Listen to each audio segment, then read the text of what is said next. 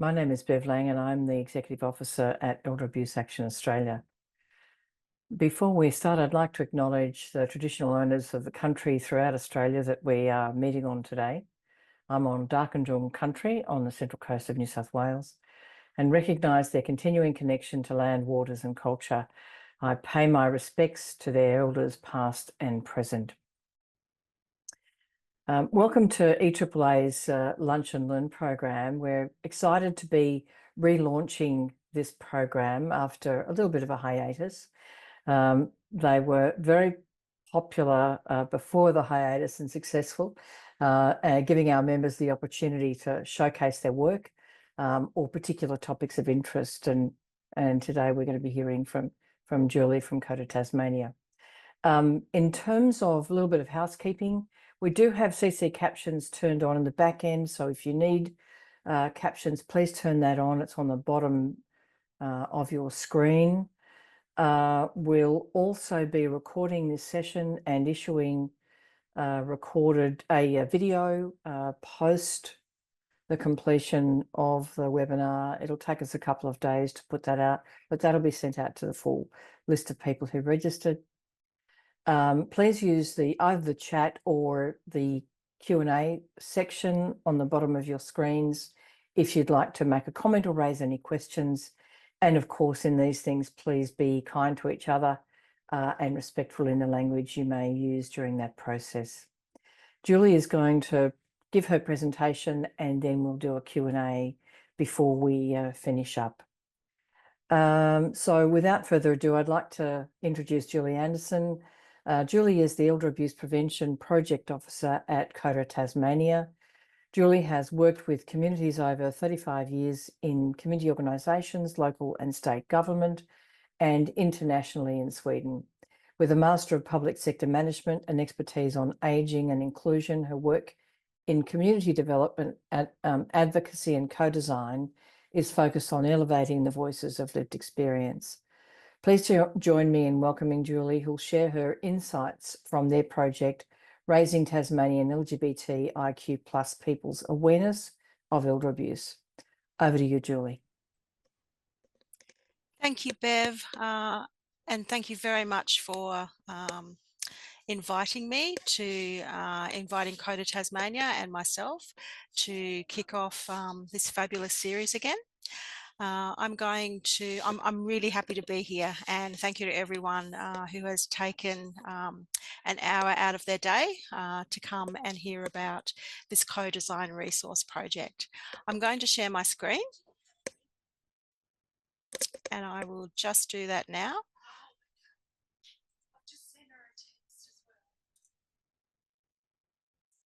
So that I can talk you through this PowerPoint. And I very much have planned that this presentation will be very conversational. So you'll see some chunky slides coming up with lots of written information, but I will be not reading them out. I will be talking through them with you. And as Bev said, I will have a chance, about 20 minutes, to answer questions and have a discussion. As Bev did, I'd also like to acknowledge our traditional Aboriginal community. I'm here in Lutruwita in Tasmania, and I'd like to acknowledge all Aboriginal elders past and present across Australia, and I'd also like to welcome and acknowledge all people with lived experience present. Just a brief overview of this session. I'll be talking about why this particular project is important, what the aim was, a bit about the co-design process, our results so far, some brief lessons learned, and as I said, there'll be time for questions as well. Just briefly about COTA. We are funded by the Tasmanian government, where there is a COTA Council on the Ageing in every state and territory. We deliver information and activities to help increase awareness of elder abuse across Tasmania, and that's in line with the Tasmanian Lifelong Respect strategy to end the abuse of older people, which was launched last year. We partnered with Working It Out, which is Tasmania's gender, sexuality and intersex status support and education service. And the project's importance came about when a couple of years ago, Working Out and COTA Tas started a research study. And this was to address some gaps in the absence of LGBTIQ plus research about elder abuse. And this wasn't something that was new. This had been highlighted through the Australian Law Reform Commission and their response in 2017, and also through in 2021 in the National Elder Abuse Prevalence Study. Some of you might know that the Australian Institute of Family Studies has received funding to do research specifically in the LGBTIQ plus elder abuse area. So COTA and Working It Out partnered together, and we had hoped to get quite a number of people. We were surprised actually how difficult it was to engage people in the community. However, that's not uncommon, and it was great to have 6 people participate in this quality study to give their insights into how they understood discrimination, ageism, and the impact of abuse in their communities. That report was completed last year, and we launched it at Pride Party in the Park in Hobart this year in February. There were actually 13 findings or recommendations from the research. 3 key themes around advocacy, awareness and research. And in the awareness section, 3 of those findings formed the basis for this project. So the importance of the project is kind of wrapped up in what we aim to do. And this was the brief that we had. We were to work with a diverse number of people in the LGBTIQ plus community. The project was to specifically work together in a co-design process to design potential elder abuse awareness messages and mediums. We were to test those mediums, to also work with our existing community of practice, which is partners in Advocacy Tasmania, Relationships Australia Tasmania, the Migrant Resource Centre and Tasmanian Legal Aid Senior Assist, because maybe we could think about updating their resources. If we couldn't, we were to consider developing specific resources. The budget that we had for this project was up to $11,000, and that was to include recruitment of participants, to reimburse the co-designers, a very important element, and to design and print resources and any future campaigns. You can see we had a very short timeline to do this big project. We started in August. In actual fact, recruitment was finalised in early September, and we were to do this project up until this month. So a very short time space. And during the presentation and the outcomes, you'll see that we've actually achieved quite a lot in a short space of time. Just a little bit about co-design. And I've deliberately chosen this particular quote that relates to urban design. Because co-design is a function that is used quite a lot in urban design and possibly should be used more. Co-design, it's not the same as public consultation or public participation. Sometimes people use that interchangeably, and it kind of gives co-design potentially a bad name, because the difference between what is co-design and what is public participation is that in co-design, it's meant to be a collaborative, collective process. You are along the way making decisions collaboratively and designing collaboratively. So while we may have had that overarching brief, so those aims about working with a diverse group of people, possibly coming up with some resources, we weren't actually provided with specifics of this is the resource that you should do. We were given specifics around timeline and budget, but not that level of detail. And in a co-design process, that's where you're actually working collaboratively with people to decide on what's going to be the end outcome. Very important to recognise power imbalances in this process. In public participation, public consultation, often there is that power imbalance where you know what you want to do, you know what you want to test, you know who you're going to go out and collaborate with, and you hold the power or the end decision about what the result's going to be. People participate in that process, but just because in a public participation they say X, Y, and Z doesn't always mean that X, Y, and Z is the end result. In co-design, that's not the case. In true co-design, if people are saying X, Y, and Z, then X, Y, and Z is what you end up with. So there are some principles around co-design. It must start before any decision is made, and that is based on developing trust with the group.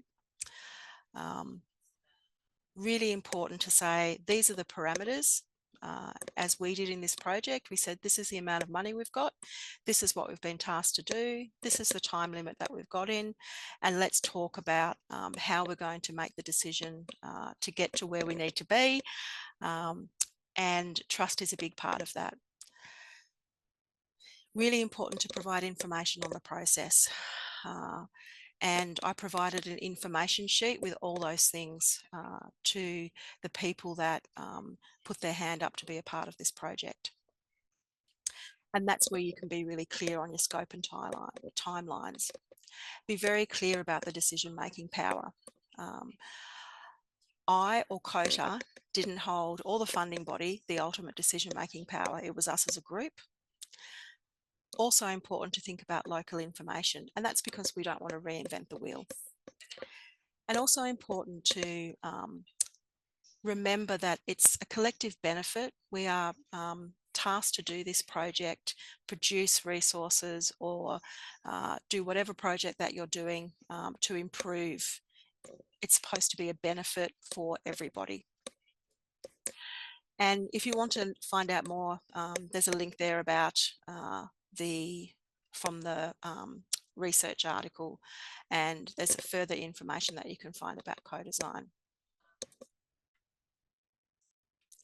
So our process, and just let me say that I didn't put this up to the group when we first met and say this is going to be our process. We actually just talked about it.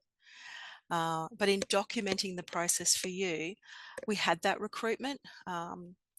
We said that we would ideally like 8 people to join us across Tasmania, and it was fabulous that we actually had 8 people join us.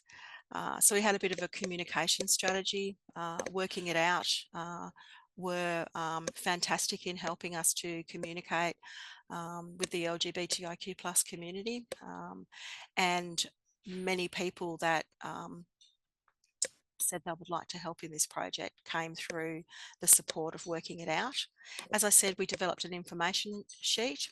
I personally called all people that said they'd like to join, so it wasn't just an email conversation. And at our first meeting, which was online, we created a framework for engagement. I actually said, how would you as a group of 8 people like to do this project together? And everybody agreed that they would, due to distance, preferably like face-to-face, but it was decided that everyone was happy to have an online connection. And I was really pleased to actually meet two people who were part of the group based on the west coast of Tasmania, because I travelled there for some activities and events, and I was able to meet them, and that was absolutely fabulous, to strengthen that connection that sometimes you just don't get when it's purely online. But I can say that what I thought was going to be maybe a painful experience purely online has actually been quite joyful. We provided consistent information. So every session, people said that they liked that structured approach rather than just talking. So to keep us all on track, I agreed to do a PowerPoint presentation that included a recap of everything from our previous meetings and exactly what we were going to talk about for the meeting that we were connecting on next time. And the group said that they would just like some brief action-orientated notes. So I agreed to do that as well. In the beginning, we had weekly connections to keep momentum, and also because it was the first time many of us had met each other online. So we sometimes those 1 hour meetings turned into 1.5 hour meetings because we were getting to know each other. And we also said we wanted to celebrate and have acknowledgement. And it was very clear that I made it very clear that people's input, their expertise, that they would be provided with a gift voucher for their time. And that's certainly not something that participants ask for, but I think it's vitally important when you're running a process like this that you have that acknowledgement. So what did we do? I just put a bit of a recap there on our brief, that we were to work with a diverse number of people in the community. I'll just say community from now on rather than LGBTIQ plus repeating all the time, that it had to be a co-design process where we were working together, that elder abuse awareness messages and mediums were to be discussed and produced, and we were to test these within our allocated budget. So what we did, we, as I said, had that overview, we had that initial discussion and actually viewed the current resources that are here in the community in Tasmania from our community of practice partners, such as Advocacy Tasmania, who operate the Elder Abuse Helpline here, Legal Aid, Tasmania Legal Aid Senior Assist, who provide legal assistance and support for people over 65 experiencing or at risk of experiencing elder abuse. Relationships Australia Tasmania, who operate an elder mediation service. And we and the Migrant Resource Centre, who train bicultural workers to train the trainer effectively. So I posted resources to people that hadn't seen them before. I made sure that we were all viewing the same resources at the same time to have a discussion about what people thought about them. We also had clarity on just what is our target group. There was some toing and froing around that. And I was very pleased that most of the group said, let's just keep it simple. Let's not get too bogged down in defining things too specifically. We talked about what are the messages that we would like to convey and that you as a group think are important to convey, and how can we convey them. We did a bit of homework. People went away, and from that list of dot points there about existing resources, social media, postcards, pop-ups, etc., people went away to think about what their two best mediums were for them that they thought could convey things. And out of that process, we decided if we could, within budget, we'd like to do it all. We had a huge discussion about maybe we were only going to be able to achieve one or two of these aims.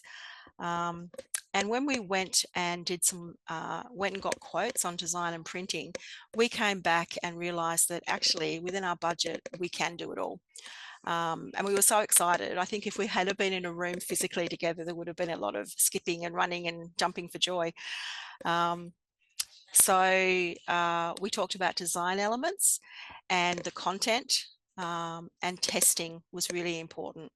Testing the samples in the community before we went any further was critical, because often what happens in community consultation is that organisations, governments go ahead, produce something, and then the community says, why didn't you do that differently? With co-design, you have the opportunity to work with the community that you are trying to influence and educate, and try to get the best possible result before you press print. So this slide is very, very wordy, but what we ended up doing is we did end up working with Advocacy Tasmania to reproduce their popular bookmark, which they weren't reprinting, and also a business card. Feedback from the community was that they were handy and discreet to be able to put in the pocket or slip into a book. New resources, it was decided to produce a larger A5 postcard and a series of 6 postcards. The reason why we did that, and that's based on the content. People said, we just want to keep it simple. We don't want a lot of information that's on there for organisations. We're about reaching the people in our communities that we know will respond to simple statements, questions that make people think about what does that mean, and perhaps going further. So the postcards were seen as a really good way to do that. I was actually really surprised that people said a social media campaign. That was, I think, number 1 on the list that people came back with. They felt that while some people may not be on social media at all, this was a really good way to actually target and enhance the knowledge of people that were, and also create more widespread awareness for younger allies.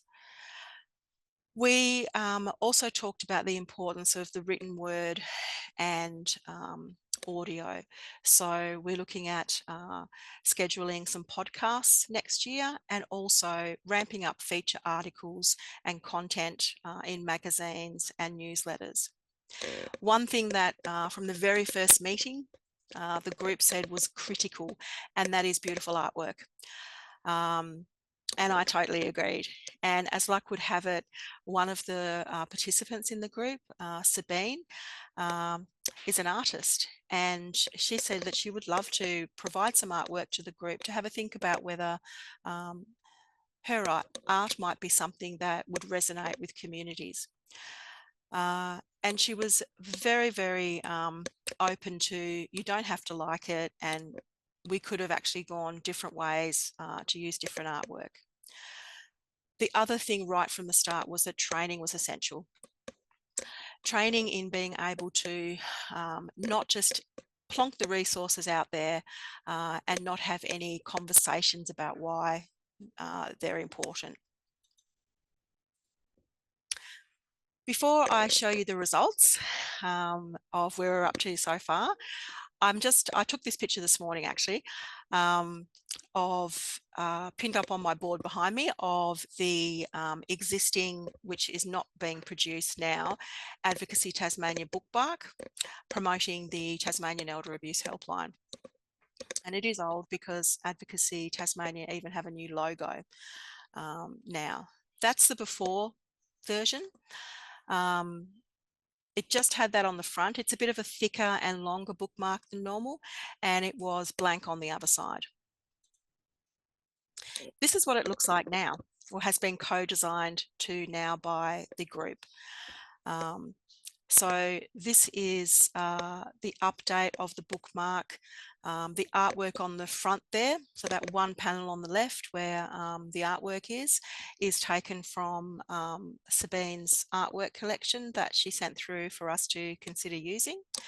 The tag at the top there, everyone should be able to live their life with respect and free from abuse, is a statement that the group came up with collectively. It's okay to ask the question, is taken from the Tasmanian government's existing taglines of resources and information on the elder abuse website. And the group said it was important to have that consistency of messages, as well as what they've come up with themselves. We've clearly highlighted there the elder abuse helpline number, the website to the government for more information, critical to put in the interpreter, critical to acknowledge Sabine as the artist and to provide some information there about her, and also really important to use the latest unity flag down the bottom there on the left, and acknowledge and use the Aboriginal flag and Torres Strait Islander flag. We have Advocacy Tasmania logo on this and the business card resource because we're updating their existing information. We love the way that this turned out, and the colour scheme is consistent with a postcard that COTA Tasmania released this year during World Elder Abuse Awareness Day. So we've tried to be as consistent as possible while being as creative and colourful as possible as well. This is the business card. Again, on the left is the front of the business card. On the back, same consistent messages. We had a long debate about the use of QR codes. For several meetings, we were absolutely adamantly not having them. And then we decided to put them in because we are talking about simple information such as a question, what is elder abuse, but not potentially giving people the option to go out and find the answer to those questions. This is what the A5 postcard looks like. It does look a lot wordier than the other resources. On the front is, again, Sabine's artwork there. On the back, this is where people said, it's a big postcard. Let's put our statement up there. Everyone should be able to live their life with respect and free from abuse, but also let's talk about what elder abuse is. And there are examples there on the left. It also gives the opportunity to list the support services that are available outside of the helpline here in Tasmania, and that's what we've done on the right there. We have deliberately put in the family violence response and referral line, sort of halfway down there in the information. And that is something that the group talked about a lot, and I'll talk about further when I show you the smaller postcards. So these are the series of the A6 postcards, and you can see again there, there are repeat of statements and Sabine's artwork. Again, asking the question about what elder abuse is. And as I mentioned before, the statement that elder abuse may resemble domestic family violence is a conversation that I don't think that we talk about enough, certainly here in Tasmania. And the group of 8 people really wanted this statement in here. It actually started off as a question, then they changed it, just to make that statement and start the conversation. And I think it was a really good inclusion. Again, are you concerned about anyone experiencing elder abuse? Are you experiencing elder abuse? And again, that repetition from the bigger postcard about, are any of these familiar, and examples? These are still in the draft phase, and so I'll just point out that the last dot point there about threatening to evict someone or refusing admission to aged care facilities, where I have actually had some feedback from the group and a couple of other people in COTA about changing that slightly because that statement could possibly be taken the wrong way. And that's why it's so good to test these resources. And that's our social media tile there, keeping it quite simple. So our next steps, we've got our final formal meeting with the co-design group on the 16th of December, and that's where they aim to sign off on any final adjustments before we go to printing. And we plan to launch these new resources and redesign resources and the whole campaign for next year at Party in the Park Pride Parade on the 1st of February. So at the moment, they're going through a testing stage within their communities, and they'll bring that feedback and the feedback that I've got to our meeting next week.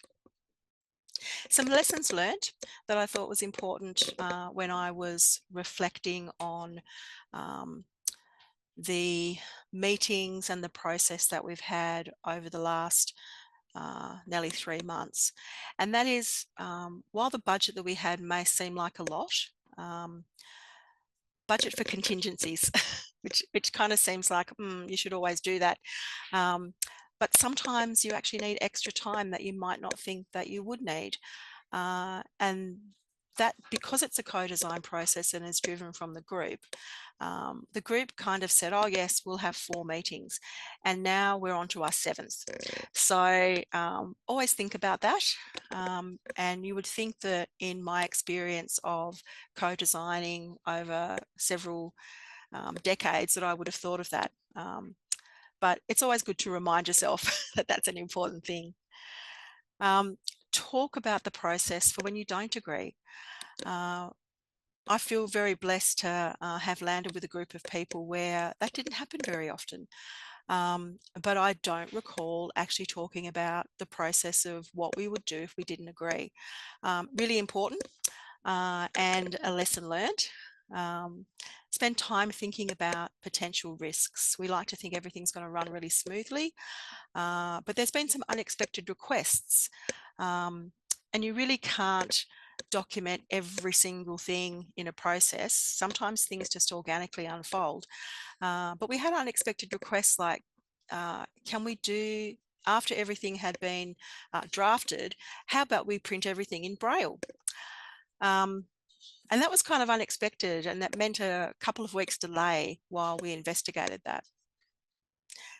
And I think it's not really a lesson learned, but it's always really important to value diverse thinking and testing multiple times, because people in the last week have come back with little thoughts and slight changes, and I think that's absolutely fabulous to have that. Sometimes you may feel irritated by, I've put a lot of effort into doing this and now you want me to change it for the 5th time, but I always remain positive about that, because the end result will be worth it. It goes back to that principle of co-design, where it's about the best impact that you're creating to improve things for the community. So we're up to questions. Thank you very much. Thanks, Julie. I'm just trying to get here we go. You finished way earlier than we'd expected. I'm just going to pop a little poll up that just a couple of questions we'd like to get a response from you all, and we're pretty thrilled. There are 40 people online at the moment.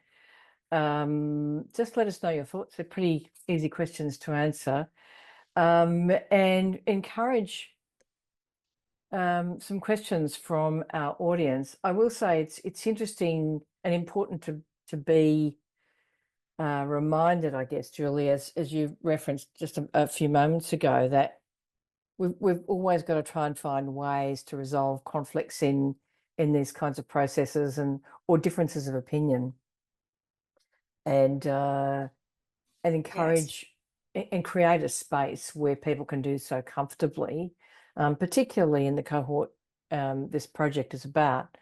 And I think we can't learn that or be reminded about that too much, to be honest. And just that idea about how we engage genuinely, that there's no phoneness about our response, and that genuine piece around collaboration. We're really keen to hear from everyone and trying to accommodate everyone's views, but also, as you say, find a way to find some middle ground that is comfortable enough for people. Absolutely. And just that, have an evaluation plan, test test, repeat is something I think we can all be reminded of. And we're working on a project at the moment that's taking us exactly to that path. I'm just we've got a couple of questions, so thank you folks for doing this.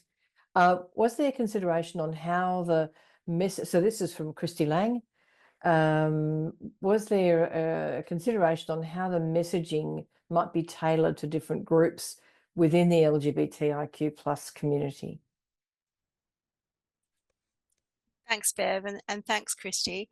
Yes, absolutely. I think the first three meetings, discussions that we had, and then landing on just who is our target group, was that we talked really widely about trying to keep our messages simple, but also trying to reach as many, if not all, of groups within the community. One person in the group represented HIV plus people and an organisation, and we were always checking with them about whether or not, is this message going to resonate. There are a couple of people in our group who are transgender, and I think we had a really great representation of people in the group that really enabled us to get where we've got so far. So yes, we definitely did consider that. Thanks, Julie. Sorry, I'm in the middle of a sneezing fit, so apologies to everybody. A question about what is Sabine's last name. So I'm not sure if you're happy to share that, Julie, or pop it in the chat. But her artwork is amazing, is the comment from yeah, one I of our totally participants. agree. It's beautiful. It's really lovely. And her name is Sabine Wagner, WAGNER, I think it is. And we have acknowledged her on each of the draft collateral where her artwork shows, and her Instagram account is there. So I can provide that link to people because I think she had an exhibition this year in Tasmania. And it was just really fortunate to have her on the group and for her to offer the use of her work. It was great. Great, thank you. And another anonymous attendee is asking, have you done any or many, I think that is, pop-ups, and how did you and the group identify these and prioritize them? So we haven't done those pop-ups yet. That's what we plan to do next year. And really, it was a discussion around having education, having community education or training when we're rolling out these resources, and the value of that, face-to-face. As a co-design group, we've done everything online.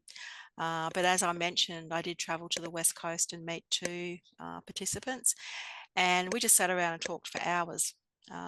And so our next meeting online, we talked about COTA Tasmania doing pop-ups in other areas of our work here, and how we could work smarter and work together on those, particularly in the West Coast where it's quite remote, to actually spend some time in the West Coast and perhaps have a standalone or a collaborative pop-up there would be really important, so that we don't just launch the resources in Hobart and then hope by osmosis and the drip effect that they'll just get out there in the community. They will online, but looking at a calendar of events and going around the state is something that the group is really keen to do.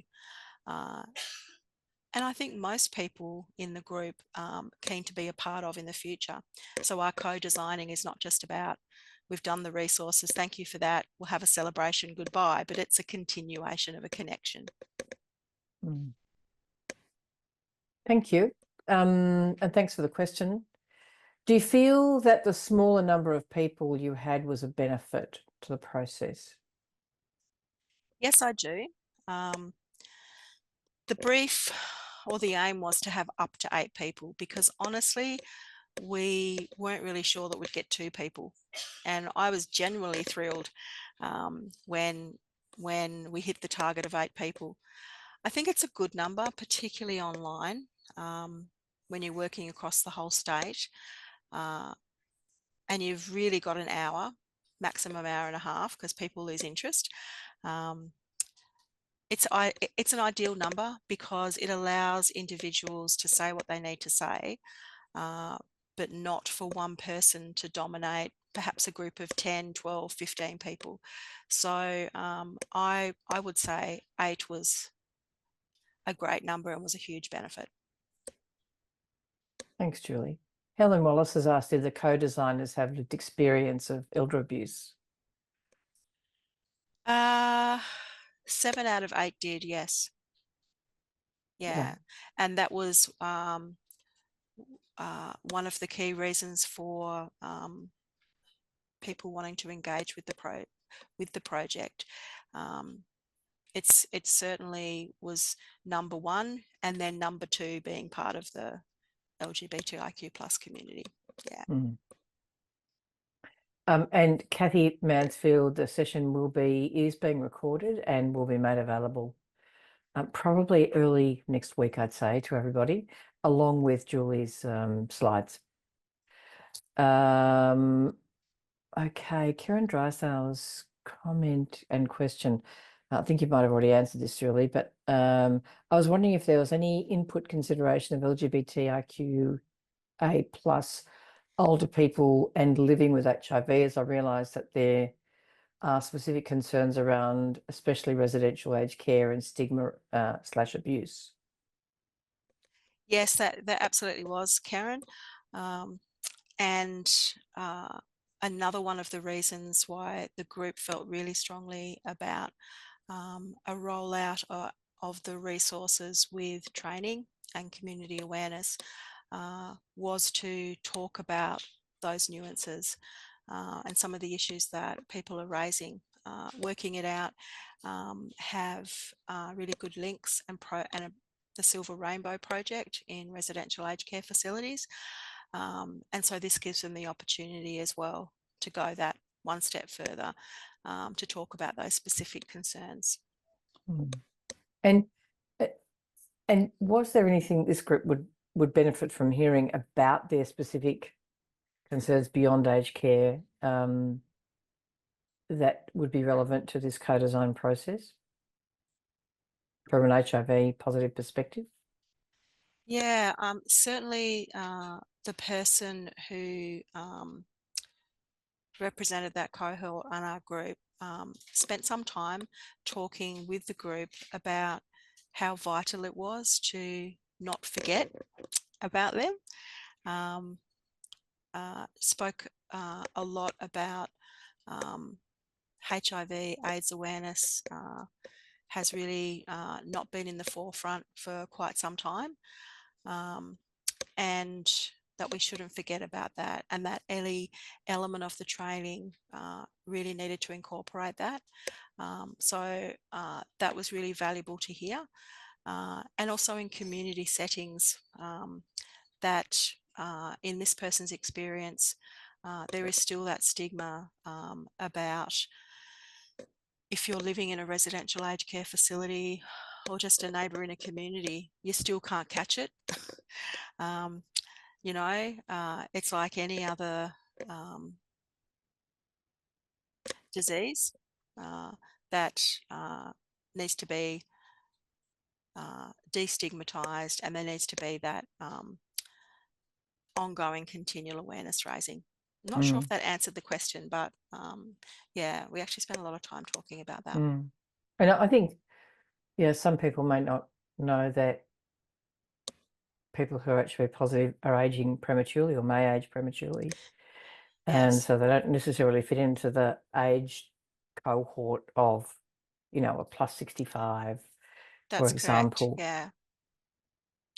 And also, not everyone who is HIV positive has AIDS, um, is in the LGBTIQ plus community. So Mm, not to make that assumption that it's only people in the community that, you know, have HIV. So yeah, we had some good yeah, discussions around that. yeah, yeah. And thanks, Brenda Appleton, for your couple of questions. So I'll just go through them all and we can Yep. pull them apart. You mentioned the importance of training, Julie. How widely are you able to provide training to support people and organisations and aged care providers to look out for elder abuse? First question. Second question, and to LGBT groups and support groups. Perhaps helplines or phone helplines may also be part of that Yeah. piece. Thank you, Brenda, for the question. I guess a large component of my role here is community education and awareness. And to give you an example, just in this last 6-month period, I've talked to, I think it's 162 people across many organisations about elder abuse prevention in general. And our partnership with Working It Out has meant that all of our education sessions, whether it's elder abuse, ageism awareness and prevention, active aging, care finder service, they're all mentioning the importance of the inclusion of the LGBTIQ plus community. So that's been really great. And so we're just naturally including that in our everyday awareness sessions, and we're busy across the organisation here at the moment looking at our training calendar, for want of a better word, for 2025, and making sure that we are planning ahead. We receive a lot of requests from organisations, but there are also organisations that we haven't reached yet in geographical locations we haven't been to. For example, down in the Tasman Peninsula, Flinders Island, we're planning a trip there. So I feel that as much within our time and our funding, we're able to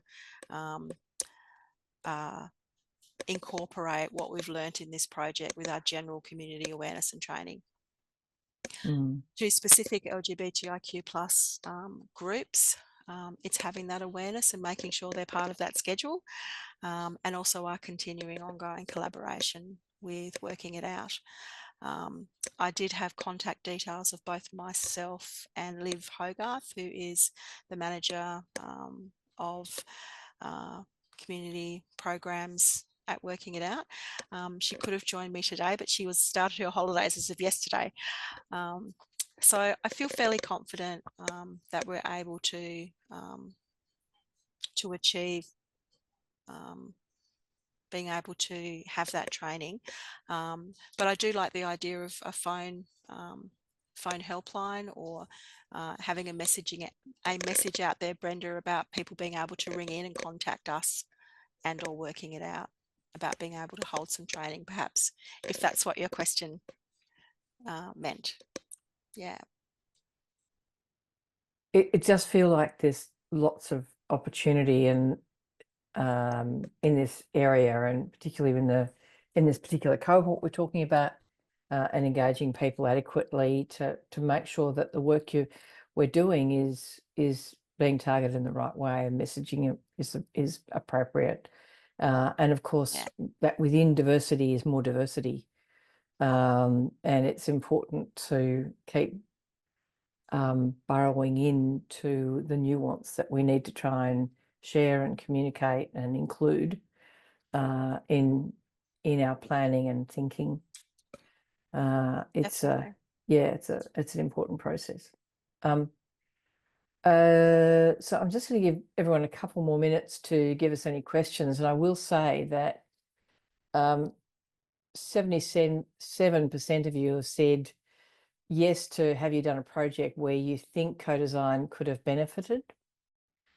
97% have said, oh, sorry, that's the second question. First question, 100% said, did the project example presented provide more insight into the principles of co-design? 77 people said yes to co-design could have benefited projects they've worked on, and 97% said yes to will you use these principles in the future. So I think it's a tick, tick, tick, Julie, to the method that you've presented and the example that you've provided us this afternoon. So that's great to hear.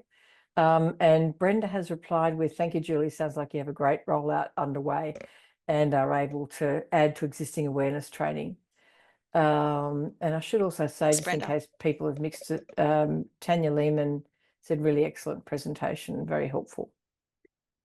Thank you, Tanya. So if there are no other questions at this stage, I'm going to thank you, Julie, for presentation. We put it on COTA Tasmania about a month or so ago to help us with the relaunch of EAAA's Lunch and Learn program, and they've said yes. Which one do you want to us to talk about? So we're really thrilled that you've partnered in with us today and sharing some really important insights into co-design generally and working with marginalised communities and the nuances and challenges that presents.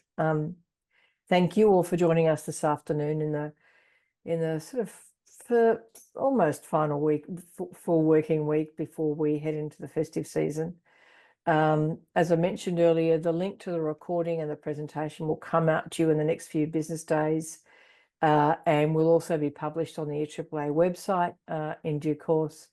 And from February next year, these Lunch and Learn sessions are going to be coming to you monthly. And we're really looking forward to bringing to you some quite interesting projects, things that you can no doubt be able to get your teeth into and learn as we broaden our communities of practice within EAAA.